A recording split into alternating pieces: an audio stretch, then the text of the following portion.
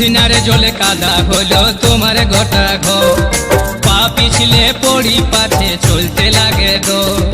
উঠনারে জলে কাদা হলো তোমার গোটা ঘর, পা পিছলে পড়ি পাছে চলতে লাগে গো।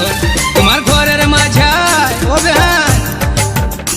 তোমার ঘরের মাঝায় শেওলা জমে